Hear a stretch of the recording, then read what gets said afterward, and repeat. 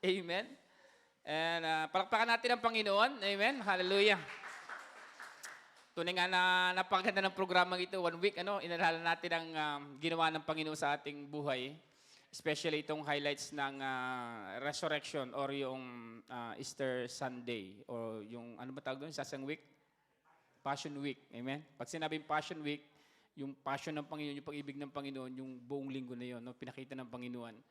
And ang aking introduction kasi yung sinabi nila eh. So Monday pa lamang nakita natin, no? Ayun pala sa triumphal entrance kay Pastor Randy on Sunday.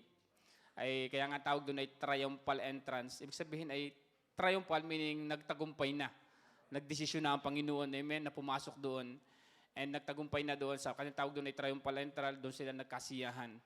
And then ang padalawang araw, alam natin ay napunta ang Panginoon sa church, parang ganito. And nakita ng Panginoon na magulo ang church, disordinato. And nakita natin ang Panginoon hindi nalulugod. Amen. And of course, sabi ni Pastor Randy, nilagay niya naman spiritual or personal, ng ating ding katawan ay templo ng Santong Espiritu. Na kung tayo din ay may ginagawang hindi maganda or yung ating katawan ginagamit natin sa hindi kalooban ng Panginoon, of course, ang Holy Spirit or ang Panginoon hindi nalulugod sa atin. Amen? So ito yung paalala. Dahil ng Panginoon, biruin mo, sabi doon ay, tayo ay binilinan ng Panginoon sa mahalagang bagay. Kaya tayo hindi na atin, kundi sa Panginoon. And the second day I see, sa third day I see, si Pastora, amen? Ayun niya yung confrontation at saka yung teaching at saka yung greatest command, no?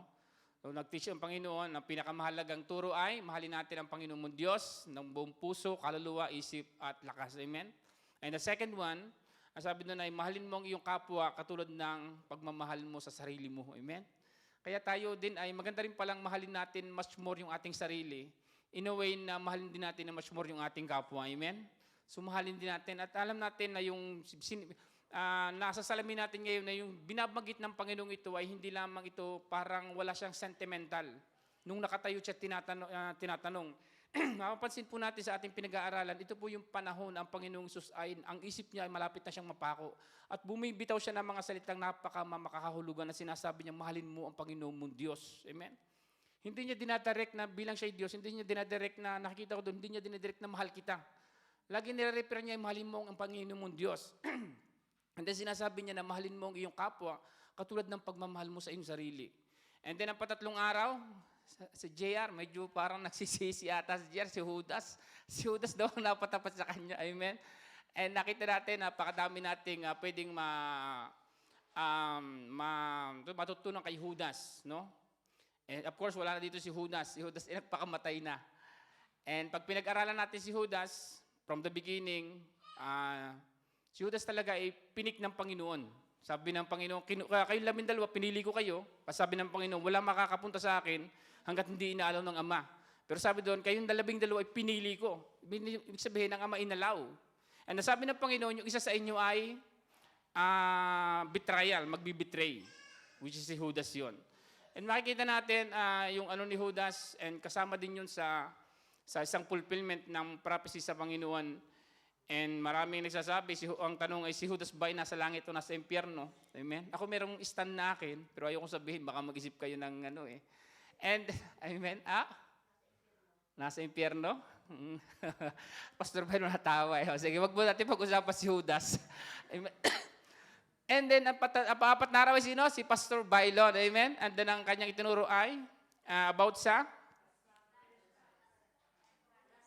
Last Supper, amen. Which is yung the Last Supper, alam natin yung table na yun is a fellowship, amen. Biruin mo, Last Supper. Habang si Pastor Bay nagsasalita, Last Supper, and then binilang kayong araw, yung Last Supper na yung huling araw ng Panginoon ay kumain, and then ang dami nangyari. Inisip ko, yung Panginoon habang siya hinahagupit, hindi pa siya nakain, no? Kasi huling hapunan na niya yung siguro kumain siya ng pero yung in a way na sabi doon ay Last Supper, huling hapunan, and maybe ang Panginoon ay hindi talaga siya kumain hanggang siya ay mapako sa krus ng Kalbaryo. And ang paapat naman kahapon ay si Pastor Ronald, the ultimate sacrifice. And nakita natin, pinakita din ni Pastor Randy, inulit yung Passion of Christ, kung paano binubuo ng Panginoong Isus ang kanyang, binigay ang kanyang katawan para sa atin. And then ngayon naman, ay araw ng Sabado, napatapat sa akin ay yung nasa tomb ang Panginoon, namatay na. Sabi ko, naku po, paano ngayon na magpipreach, ay namatay na ang Panginoon. Amen. So ganun pa man, tayo po itumayo bilang babasahin po natin ang Matthew 26, 57 to 66. Matthew 26, 57 to 66.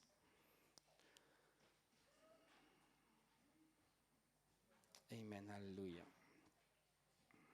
So, ang araw po ito ay araw ng pag-aalala. Ano? Ito po ay pag-aalala sa ating Panginoon. And maganda po na alalahanin natin. Kasi sabi ng Panginoon ay, kapag sama-sama kayo, alalahanin niyo ako. Amen? Sinabi ng Panginoong Isus yun sa settings na nagpipreparasyon siya ng tinapay. At sabi ng Panginoon, huwag yung alalahanin niyo yung mukha ko. Alalahanin niyo yung ginagawa ko, yung ginawa ko sa krus ng Kalbaryo. At ito po yung inaalala natin sa linggong ito. At sabi po doon ay, okay, Matthew 27 pala ha, 27 po. So 57 hanggang 66. Matthew 27, 57 hanggang 66 para makita po natin ang burial. So the burial of Jesus. As evening approached, there came a rich man from Arimathea named Joseph, who had himself become a disciple of Jesus. Going to Pilate, he asked for Jesus' body, and Pilate ordered that it be given to him. Now Joseph took the body, wrapped it in a clean linen cloth, and placed it in his own new tomb. So sa itong tomb na ito ay kay Joseph, that he had cut out of the rock. He rolled a big stone in front of the entrance to the tomb and went away. So si Joseph din ang nagpalagay ng malaking bato. So Mary Magdalene and the other Mary were sitting there opposite to the tomb. And 62, the next day, the one after preparation day, the chief priests and the Pharisees went to Pilate. Sir, they said, we remember that while he was still alive, that deceiver said, sinasabi ng mga Pharisee, yung deceiver na yan, si Jesus, ay nagsasabi na after 3 days, I will rise again. So give the order for the tomb to be made secure until the 3rd day. Otherwise, his disciple may come and steal the body and tell the people that he has been raised from the dead. This last deception will be worse than the first. Sila din ang may sabi. Itong deception na ito, kung mangyayaring nakawil at mawala ang bangkay, ay mas worse pa ito kaysa sa mga ginawa ng Panginoon. Biro mo, nabuhay talaga siya. And then sabi ng 65, take a guard, sabi ni Pilate. Pilate answered, go, make a tomb as secure as you know how. So they went and made the tomb secure by putting a seal on the stone and a posting guard. Amen? Panginoon, maraming pong salamat, Panginoon. At Lord God, patuloy niyo kami, Lord God, na salamat sa panahon nito, Lord God, na kami nag-aalala sa iyo. Inaalala namin ang ginawa mo. And ito, Lord God, ang nais mo, Lord God, na makita, Lord God, kung paano mo, Lord God, ginawa. Hindi mo lang sinabi, Lord God, na I love you, Lord, but ipinakita mo ito sa iyong mga gawa, Panginoon. Kaya, Lord God, binubuksan namin ang aming mga puso at bigyan mo ang bawat isa ng kaunawaan, Panginoon. Kung paano mo, Sister Joanne, Lord God, binibigyan ng kaliwanagan, kaunawaan, ito rin, Lord, ipagkaloob mo sa iyong bayan, Lord God. So we may know, Lord God, ano yung message mo, Lord God, ay tumanim, pumasok, Lord God, hindi lamang sa aming mga isipan. Ito, Lord God, ay tumasak sa aming mga puso, Panginoon. At kami man, Lord God, hallelujah, ay magsaserve sa iyo with compassion, Lord God. Kaya pagpalain mo ang oras na ito, Ma, sa pangalan ni Jesus. Amen and amen. Amen. So pwede na po tayong umupo. Amen. Gusto ko pong maging short pong message, amen, to direct to the point. So makikita po natin dito ang ating pong title na binigay ng ating pastoran din. No? Binigyan po kami ng tigigisa. At ang sa akin po is, wait in the hope. Amen? So makikita po natin ang binigay po sa ating text ay ang Panginoong Hesus po ay nasa kabaong na. Siya po ay namatay na ang Panginoon. And maraming katanungan. Amen? Nasaan ang Panginoon on that day? Anong ginagawa ng Panginoon on that day? Bakit 3 days? Ang dami kong hinanap na mga sagot. Pero hindi lahat. Ang Bible is very silent and very minimal yung kanyang information nung ang Panginoong Hesus ay nasa krus ng Kalbaryo. Nasa tomb. Amen? So, wait in the hope. Amen? Paano gagawin natin kapag yung ating hope ay sometimes makikita natin parang napatay? Amen? Paano mangyayari? At katulad ng mga disipulo, makikita rin natin dito ang mga disipulo, amen? Hindi naman talaga sila nag-aantay sa pagbabangon ng Panginoon. Makikita natin ang mga disipulo, para talaga sila mga ordinary men. Nung ang Panginoong Jesus nabuhay, pagkatapos ng tomb, nabuhay ang Panginoon after 3 days, wala naman talaga doon ang mga disipulo para abangan. Hindi sila nagkukwenta, ngayong araw nito pa, unang araw. Hindi sila nagkukwenta pa, 2 araw ngayon. Bukas mabubuhay ang Panginoon. Nandun sila sa isang tabi. Nakatago sila, takot sila dahil baka sila ay mapagkamalang kasama ng Panginoon. At makikita natin ang senaryo, ang Panginoon, wala talagang nagbabantay sa Panginoon na siya'y mabubuhay na magmuli. At mababasin natin ang mga Parisi pa nagsabi na tinatawag ang Panginoong Jesus na impostor, na sinasabi niya nung buhay pa yan, na siya'y mabubuhay na magmuli. At ang sabi doon, hindi siya naniniwala at ang kanyang kaisipan ay dahil sinabi na baka yung mga disipulo nakawin at ang mangyayari, sabihin nilang nabuhay na magmuli, at worse ang mangyayari kasi nabuhay nga. Ito ay magsiselyo na lahat na ginawa at sinabi ng Panginoon na siya nabubuhay pa. At 2 bagay lamang po ang ibibigay ko sa inyo, dadrap ko lang sa inyo, amen. 2 bagay ang sabi doon, ang sa tomb. Ang makikita po natin doon sa tomb is the borrowed tomb, amen. Yung hiniram na tumba ng Panginoon. Makikita natin dito sa pagpasok ng Panginoon ang tawag Jerusalem. Jerusalem. 2 bagay ang hiniram ng Panginoon. Yung una is the donkey. Amen, the donkey. Hiniram ng Panginoon yung donkey. At ang padalawang makikita natin dito is yung tomb. Meron isang preacher, sabi niya, nag-introduce siya, sabi niya ay ipapakilala siya kasi naging speaker. At ang sabi niya ay pag ipinakilala mo ko, sabihin mo ang ating pong speaker is a donkey. Amen.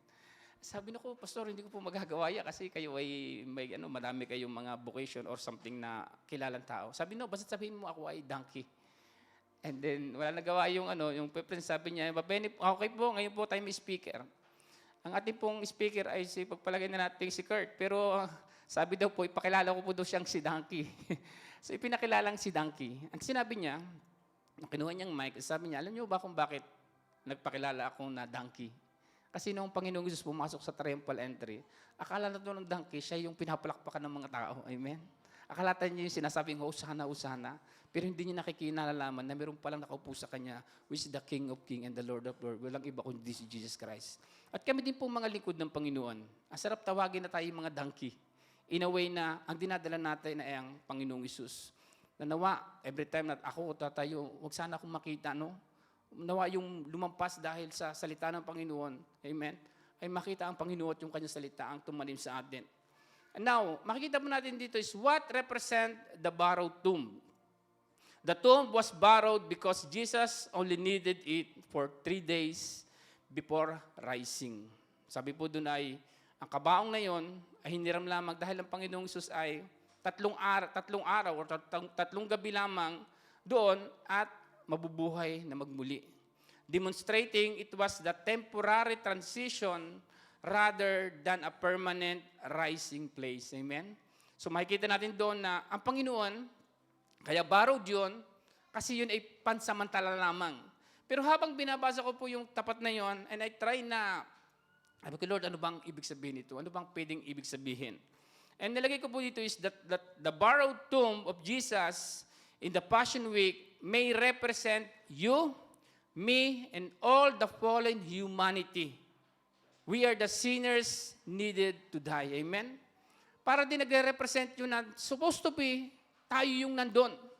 So hiniram ng Panginoon yung ating kalalagayan. Amen? Siya'y nagkatawang tao at isinuot niya yung isang makasalanang, sabihin natin yung the whole sin of humanity, isinuot niya. Amen? Siya'y nagre-represent, hindi borrowed dahil representing na hindi dapat siya yun, pero nirepresent niya tayo. Amen? At sabi ko po doon is, we are sinners needed to die. Amen? Kaya po, aminin natin sa ating sarili na kahit ngayon, pag pinag-aralan niyo po yung book na Man and Sin, kapag sinabing man, kaakibat nun ang sin. Hanggat hindi tayo nakakawala sa ating korpo na ito, amen? Tayo ay meron pa rin kasalanan, may tinatawag tayong sinful nature. Amen? Kaya paminsan, ang dali nating mag-pinpoint, ay hindi dapat yun. Hindi dapat na rin. Akala lang natin mas banal tayo sa isang tao, pero alapin pag tinignan tayo ng Panginoon, pare-pares tayo sa harapan ng Panginoon. Amen? For all have fall short in the glory of God. Lahat tayo ay nag-short sa Panginoon, walang nakarating sa pamantayan ng Panginoon. Yung iba lamang, magaling magdala. Amen? Ano masabi mo? God bless, brother, kahit na ako hindi mo pinapansin. Pero sa loob mo, may something sa iyo na naiinis ka. Tayo lang dahil tayo ay malakas ang Espiritu natin, ang Holy Spirit, sumusunod tayo ay will live by the Spirit. Amen? Pero at the end, makikita natin yung nature natin, merong something sa likod natin, or man or woman, na meron tayong nature. Amen? At magaling lang tayong magdala. Kaya makikita natin dito na lahat tayo ay, si Jesus Christ, nirepresent tayo nung siya ay namatay sa krus ng Kalbaryo, sa tomb, nung siya ay nalibing. And He not just died for us, the Bible say, He suffered and died for us. Amen? Mahalagang din pong malaman natin ang Panginoon hindi lamang siya namatay. Pinakita ni Pastor Ronald kahapon, ang Panginoong Jesus siya ay nag-suffer. Ang sabi ng 1 Peter 3:18, NLB, ang sabi doon ay, Christ suffered and died for sins once for all. He never sinned and yet He died for us who have sinned.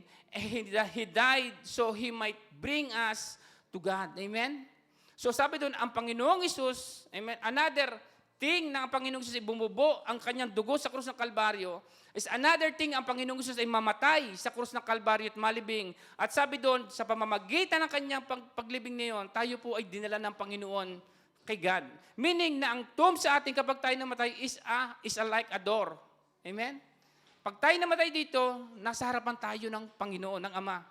Supposed to be, kung hindi ginawa ng Panginoong Isus yun, hindi nila tayo na-represent, kapag tayo namatay, pag mulat ng mata mo, pag mulat ng mata natin, alam niyo kung nasan tayo? Naroon tayo sa hell. Wala tayo kay God. Pero dahil ang Panginoong Isus ay namatay, amen. At makikita natin mamaya, bakit ba namatay ang Panginoon? Nasa saan ang Panginoon on that day? Amen? Mamaya, baka bigla akong lumakdaw. So, Jesus did not just die, He suffered and died. Kaya po, pag nakikita natin yung Passion of Christ, parang talagang natutunaw yung puso natin. At ang sarap maglingkod sa Panginoon kasi ano bang pwede kong gawin sa Panginoon sa kanyang ginawa sa aking kabutihan. And nasabi pa dito is, Jesus' body is beaten 29 lashes, stripped naked. Jesus' body is hung on the cross with a large iron spikes nail, and then driven through His hands or wrists, or yung tawag dito, sa ganito. And His feet, Jesus represent us. Amen? So, ang Panginoon ay pinako sa kamay at sa paa. Amen? And kung pwede nga lang sana magpako dito ng tao para makita natin, para makita natin ang buong picture, no? So, ang Panginoong Jesus daw po ay pinako ng mga tao dito sa palad. Alam niyo ba, or di kaya daw po dito sa ating, ang tawag dito, pulso. Kita niyo kapag yung inyo dito, meron ditong butong dalawa. Amen? Sa gitna nitong butong ito, dun ipinako ang Panginoong Isus, and then ipinako doon. And then sa makapapansin niyo, meron din po ditong butas. At marahil ang Panginoon ipinako na ganun, magkasama ganun, ipinako doon ang paa ng Panginoong Isus. And then imagine nyo, nakahang ang Panginoon, bugbog sarado, stripped naked, may koronang and then nakahihinga-hinga ang Panginoon doon. Hinga-hinga. And habang sinasabi ko, bakit kaya ang tagal ng Panginoon nakahang doon sa tree? Bit ang Panginoon hindi agad mamatay. Pero dahil doon sabi doon, kailangan niya mag-suffer. Kailangan niya bayadan. Lagi nating tatandaan na lahat ng kasalanan ng humanity, kasama po tayo doon, dinala ng Panginoon sa krus ng Kalbaryo. Amen?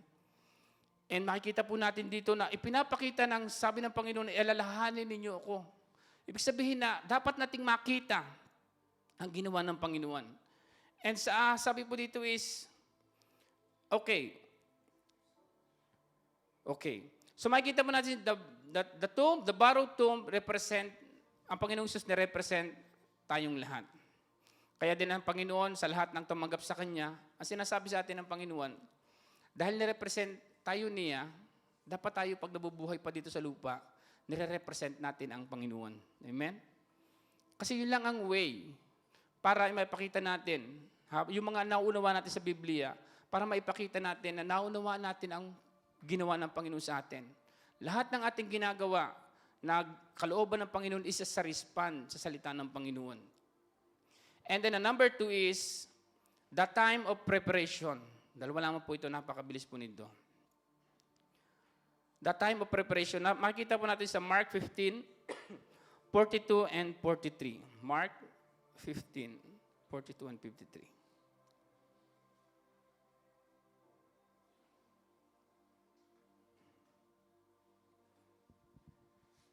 Ang sabi doon ay, the burial of Jesus, it was preparation day. That is the day before the Sabbath.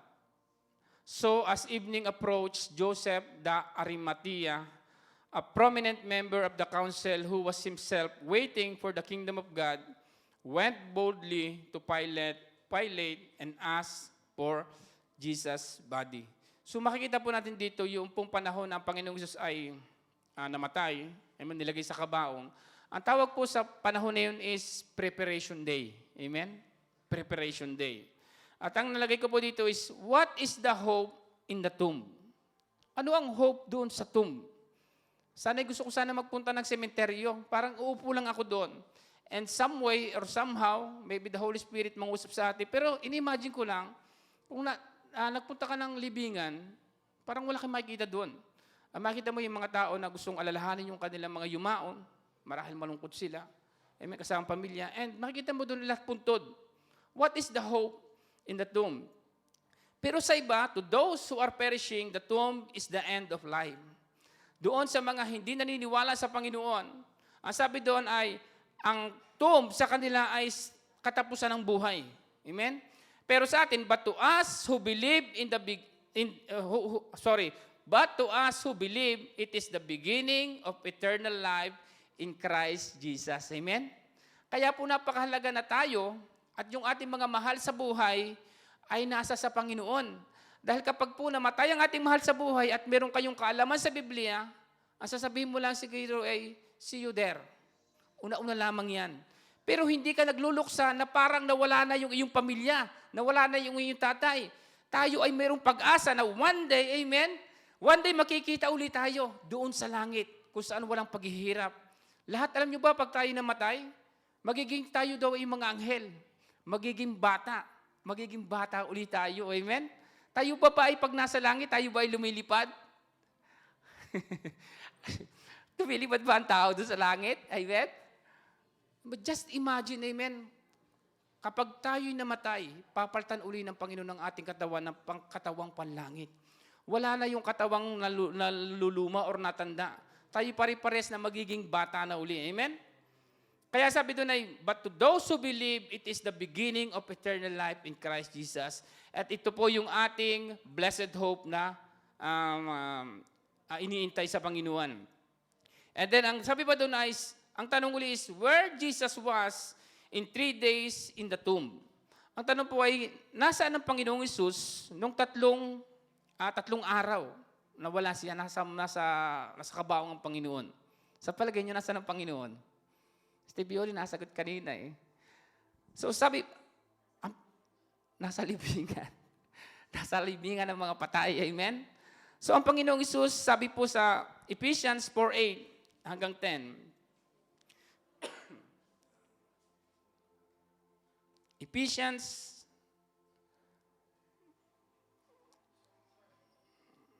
4:8 hanggang 10. Sabi po dito is, this is why it says, when He ascended on high, He took many captives and gave gifts to His people. And then sabi ng 9, what does He ascended mean except that he also descended to the lower earthly region. He who descended is the very one who ascended higher than all the heavens in order to fill the whole universe. Kaya makikita mo na dyan, sinasabi ng verse na ito, amen, ang Panginoong Hesus, nung siya po ay nalibing, siya po ay nasa kailaliman ng lupa. At siya po ay nasa impyerno, amen. At sabi doon ay iniligtas ng Panginoon yung mga captives free. At alam natin na mahirap lang pong dahil ang Bible ay kakunti yung kanyang information. Pero yun pong lahat ng nanampalataya sa Old Testament, sina Abraham, kaya tinatawag na Abraham bosom. Tandaan nyo, nabanggit ni Pastor Randy. Lahat ng namamatay doon sa Old Testament na nasunod sa law, pag sila'y namatay, napupunta sila doon sa Abraham bosom. Amen? Hindi sila napunta sa langit. And then, pero nung ang Panginoong Hesus, nung pong siya'y namatay, pumunta doon sa ilalim ng lupa, sa impyerno, at nung siya ay nabuhay, napatandaan niyo yung tanong na may nabuhay, di ba may nabuhay doon sa mga nung discipleship, nung tuwing umaga, nung Panginoon nabuhay sa mga patay, may nabuhay din mga katabi niya. Pero yung pong mga kapatid, namatay uli, pero sabi doon, nung tumaas ang Panginoon, yung mga nabuhay, yung mga kaluluwan, dinala ng Panginoon doon sa langit. Amen? Kaya po sabi doon ay, ang Panginoong Hesus, nung siya po ay nasa tomb, siya po ay nasa gitna ng, or bumaba po siya doon sa, sabihin na natin, nasa Hades. Amen?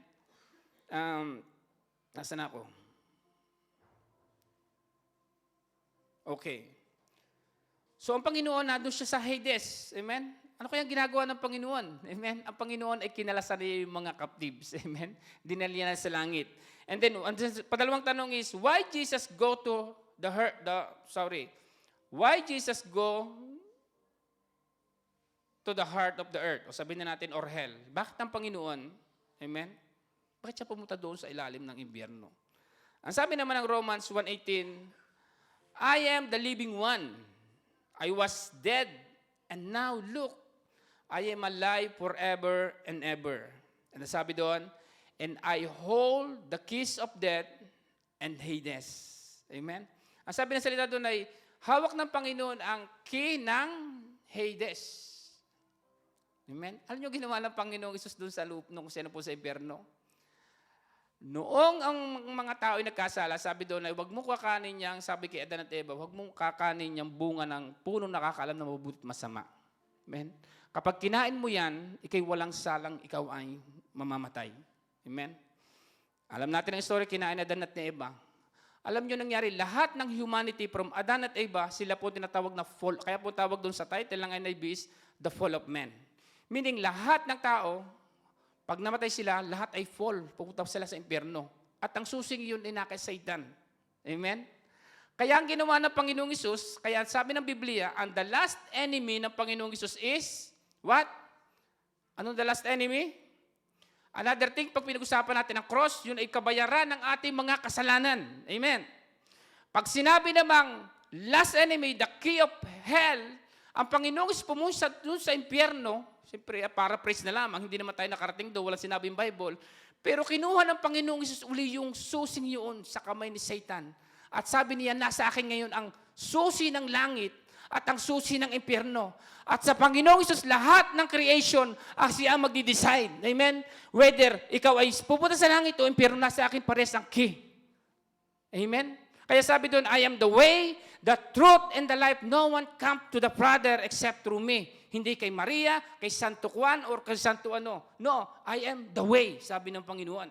Siya yung pumunta, siya yung may hawak ng keys ng heaven and in hell. Amen? And habang aking nagpapound sa aking isipan, sabi, bakit ang Panginoon ay, kaya pala sabi ko, nagkatawang-tawa ang Panginoon to legalize. Bakit pwede namang sabihin ng Panginoon na akin na yung susing yan, na walang mangyayari. Pero dapat, kailangan ng Panginoon, magkaroon siya ng katawang tao dahil tayo ay may tinatawag po ng law, yung salita ng Panginoon. So ang Panginoon nagkatawang tao, siya ang second man, second Adam, nagkatawang tao siya, namatay legally, yung kanyang espiritu ay nagpunta sa impyerno at kinuha niya yung hell sapagkat siya may karapatan dahil siya'y banal. The first man, nag-fall of man, and the second man, amen, mayroong nabuhay ang tao. Kaya po nasa Panginoon ang susi. Meaning, kapag naman nampalataya tayo sa Panginoon, tayo po ay pupunta sa langit. Sapagkat ang Panginoong Isus din ang magja-judge kung sino pupunta sa impyerno, kung pupunta sa langit. Nung una na kay Satan. Amen? Kaya kapag tayo tumanggap na sa Panginoon, amen? Tayong lahat ay wala na sa under ng kapangyarihan ni Satan. Say amen. Tayong lahat ay iniligtas na ng Panginoon. At wala na tayo sa kapangyarihan ni Satan. Now, ang sabi doon is, the death of Christ satisfy the wrath of God. Ito po ang magandang makita natin. Nung tayo po ay nagkasala, ang Panginoon, yung galit ng Panginoon. Amen? Gusto niyang ibuhos pero winithhold niya. Pero sabi doon, nung ang Panginoong Isus, siya po ay namatay ang Panginoong Isus, nawala na po yung wrath ng Panginoon. Kaya po yun nakikita natin sa Passion of Christ, maybe mas worse pa doon ang nangyari sa Panginoon. Yung po yung tinatawag na wrath of God. Kaya pag sinabi yung kay Pastor Byron na preaching, sabi doon ay, hindi mo may inom yung cup na aking iinumin. Ano yung cup na yun? Yun ang wrath of God, the wrath of God. Yung tinatawag na cup. Kaya sabi doon, Lord, if it is possible, let this cup, ano sabi doon? Maiwasan or di madaanan yung cup na yun. It means the wrath of God is the wrath of God. Na yun ang Panginoon doon siya bumakya na mapagbabaan ng wrath ng Panginoon. In the time of Jesus, okay, the tomb, no one, okay, nung panahon ng Panginoong Isus, makikita natin dito po na, ay halos po tapos na ako, inimbitahan ko po ang worship team. Sa panahon ng Panginoong Isus, katulad po ng sinabi natin kanina, wala naman talagang naniniwala ang Panginoon ay babangon ulit third day. Makikita po natin ng mga disipulo, wala naman sila doon in the third day. Sila talaga ay nakatago. At ang nilagay ko po dito, in the time of preparation, parang tayo din. Lahat tayo naghihintay sa Panginoon. Amen? And parang paminsan, yung ating mga pananampalataya, pag nakikita natin yung mga promise ng Panginoon, sometimes na parang nasa tomb, parang hindi nangyayari, parang delay, parang patay. Huwag naman mangyari sa atin, nakatulad tayo ng mga disciple na hindi sila naniniwala, nandun sila sa isang tabi. Kaya alam nyo, bumangon ng Panginoong Isus, sinong nakakita? Si Mary, yung mga babae. Kaya sila pupunta doon, sabi ng Bible, may dala silang mga, yung pambango. And then makita nila yung bato ay nakarol na, and then nakaupo yung anghel. At ang sabi ng anghel, why do you seek, bakit niyo hinahanap ang buhay sa mga pwesto ng mga patay? Amen? At alam niyo yung ginawa ng Panginoong Isus, pumunta pa siya doon sa mga disipulo. Siya pa ang pumunta. Hindi naman talaga naniniwala ang mga disipulo na mabubuhay. Kasi nakita nilang tinorture ang Panginoon, nakita nilang inihang sa cross, nakita nilang mamatay na parang wala na. Namatay na. Pero saka lang nila naalala, alam nyo, nung nagpakita ang Panginoon. Pero salamat sa Panginoon, imagine mo kasama nila ang Panginoon 3 years. Nakita nilang himala, nagbuhay ng patay. At the end of the day, doon nang namatay ang Panginoon, hindi sila masyadong naniniwala. Pero alam nyo, nakita ko doon sa atin, na wala tayong magpagmamalaki sa kanila. Na tayo mayroong Santong Espiritu. Alam nyo, supernatural, yung paano tayong maniwala sa Biblia, yung ginawa ng Panginoon. It is supernatural. It is the work of the Holy Spirit. Nakikita natin ang Panginoong Isus, yung mga disipulo, pagkatapos ng ascension ng Panginoon, nabuhay ang Panginoon, nag-ascend ang Panginoon, ang sabi ng Panginoon, wait, wag muna kayong alis, may kulang pang isa. Ang sabi ng Panginoon, hintayin niyo muna ako, bababa ang Santong Espiritu, and then you will go. Kaya nung bumaba ang Santong Espiritu, amen, alam niyo nangyari sa mga disipulo, mababasa natin ang Biblia, they are willing talaga na iwanan yung kanilang mga magulang, maybe mga asawa, mga ari-arian, yung kanilang lugar, they are willing na humayo. And they are willing to be crucified and died. Katulad ng Panginoon. Because they see what they see. Alam nila yung nakita nila. Alam nila yung kanilang personal encounter sa Panginoon. Naranasan nila ang Santong Espiritu. They are willing. Amen? Kaya sabi ng Panginoon, alalahanin ninyo ito. Para bang dinadala tayo ng salita ng Panginoon ng pag-aalala sa pwesto ng mga disipulo mas malapit. Gusto kong makita nyo, ito yung pinaka-highlights kung bakit kayo narito, kung bakit kayo naligtas. It's supposed to be ito yung kung bakit kayo naglilingkod sa akin. Ito yung highlights, katulad ng mga disipulo. Alam nila yung nakita nila. Alam nila Mary Magdalene yung nakita nila. Walang makakaagaw noon sa kanila. Kaya tayo din po, halabang atin pong inaalala po ng itong week na ito as a Passion of Christ. So patuloy nating ituon ang ating mga puso sa ginawa ng Panginoon. And nilagay ko din po dito is, it is the final plan ng Panginoon. Alam nyo, from the very beginning, nasabi doon ng about yung word na predestination, Romans, ano nga tawag doon? Romans 8, predestined. Romans 8:29 ba yun? Romans 8:29. Pakalagay nga po ng Romans 8:29. Sabi din ay, for whom He foreknow, He also predestined to be conformed to the image of His Son, that He might be the firstborn among many brethren. And ang plano ng Panginoong Isus talaga, tayo ay magiging pupunta sa langit. Yun ang plano ng Panginoon from the very beginning. At kung makikita nyo yung kabuuan ng plano ng Panginoon, kaya kung nakatala natin kanina yung how great thou art. Itong Biblia, pag tinignan mo at ang nangyari sa Panginoon at tayo, yun po yung parang idinrawing ng Panginoon. Yung mga Old Testament people, hindi nila alam yung art na yon. Pero tayo pong mga merong Biblia, nasa New Testament, nakita natin ang plano ng Panginoon. That from the very beginning, talaga ang plano ng Panginoon ay si Panginoon ay magiging firstborn at tayo yung mga kapatid niya. Ibig sabihin tayo lahat ay magkakapatid. Paano mangyayari yun kung hindi nagkasala si Adan at si Eva? No way na mangyayari yun. Pero ang nangyayari ngayon na hindi alam ni Satan nung namatay ang Panginoong Isus, siya na magbuhay na magmuli, ang sabi doon, tayo din ay magkakaroon tayo ng body na panglangit at tayo, imbes na tayo mananatili sa Garden of Eden. Amen? Alam niyo, one day, bilang mananampalataya, hindi lang yun ang ating kalalagayan. Tayo po ay pupunta sa langit kasama ng Panginoon. At yun po talaga yung totoong plano ng Panginoong Isus sa ating buhay. So, ang Diyos ay Diyos. Amen? Sabi doon, ang ating isipan ay hanggang dito lamang. Pero ang isipan ng Panginoon ay hanggang langit. And then as conclusion, kanti natin yung worthy is the Lamb. Our remembrance of Passion Week was for us to see and feel the passion of Christ.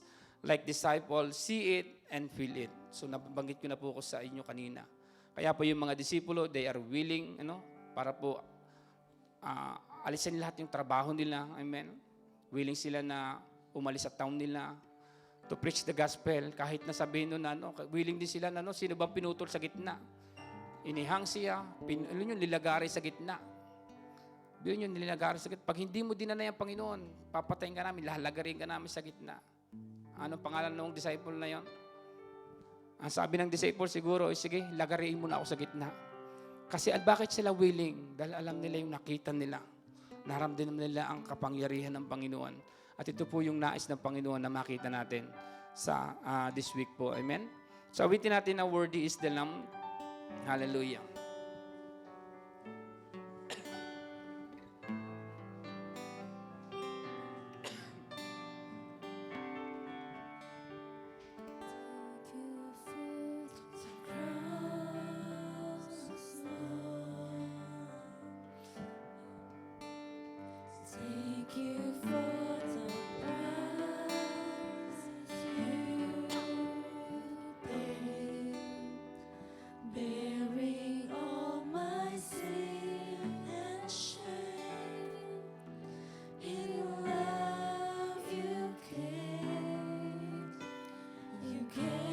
Hallelujah, Jesus. Thank you for this love, Lord. Thank you for the nail pierced hands. Wash me in your cleansing blood. Now all I know, your forgiveness and praise.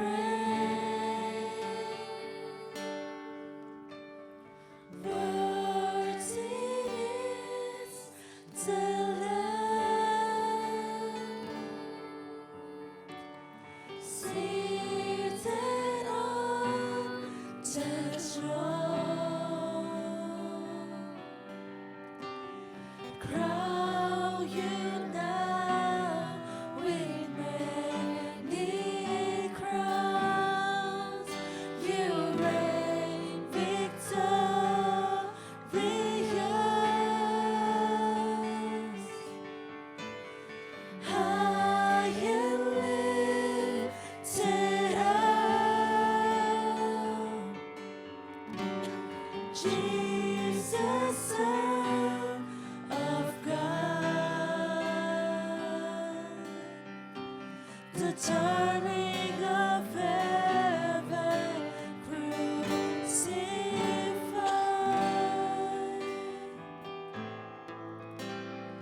Worthy is the Lamb. Thank you for the cross, Lord. Thank you for the price you paid, bearing all my sin and shame. In love you came and gave amazing grace.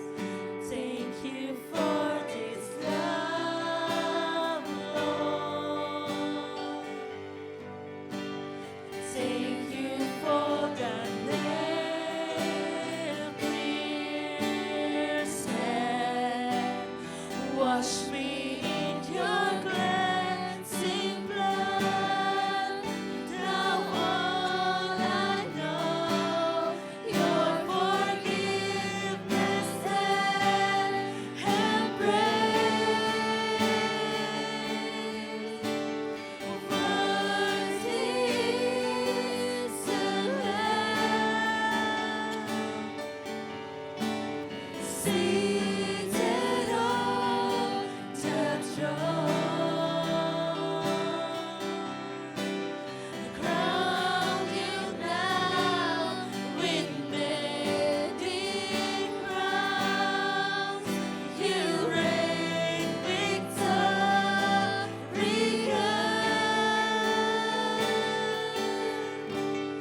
High and lifted up, Jesus, Son of God. Hallelujah. The turning of heaven Hallelujah, yes, Lord. crucified. Thank you, Jesus. 1 Corinthians 11:23. For I received from the Lord what I also pass unto you, that the Lord Jesus, on the night he was betrayed, he took bread, and when he had been given thanks, he broke it and said, "This is my body, which is for you. Do this in remembrance of me."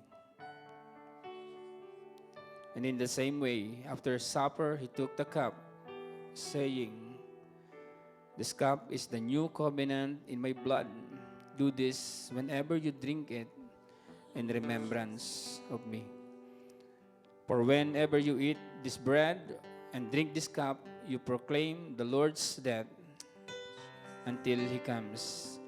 Kay Lord God, nagpapasalamat kami, Panginoon, sa isang buong linggo, Panginoon. At maging sa oras na ito, Panginoon, ay naalala namin, Lord God, sinasariwa namin ang ginawa mo sa krus ng Kalbaryo, Panginoon. Kung paano, Lord God, ibinubuo mo, Lord God, ang iyong dugo. Ito'y nabubuo, Panginoon. Kayo ay nagbata, Lord God, dahil sa aming mga kasalanan, Panginoon, O Diyos. Kayo ay nalibing, Panginoon, O Diyos.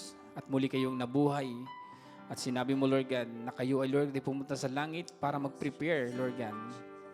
In mine house, says the Lord, there is a mansion, there is a room, Panginoon. Sinabi mo, Lord God, it's better for you to depart, Panginoon, so that you can prepare, Lord God, ang mga rooms para sa amin, Panginoon. And this is our hope, Panginoon, as we wait on you, Lord God. Dinadalain ko, Lord God, ng bawat isa sa amin. Yamang, Lord God, ang Santong Espiritu mo, Lord God, ang siyang nagbibigay sa amin ng kaunawaan. Ang Espiritu, Lord God, ng pananampalataya ay kayo ang nagbibigay, Lord God. Because it is impossible, Lord God, to believe, Lord God, naturally, Panginoon, sa mga bagay na hindi namin nakita, Panginoon. But because we believe in the first place, Lord God, nasa sa amin ang Santong Espiritu, Panginoon. Kaya ako, yung lingkod, Lord God, dumadalangin, Lord God, na patuloy mo, Lord God, i-increase, Lord God, ang pananampalataya, Lord God, ng iyong bayan, Panginoon, Lord God, increase mo, Lord God, ang kanilang insight, Panginoon, sa iyong salita, Panginoon.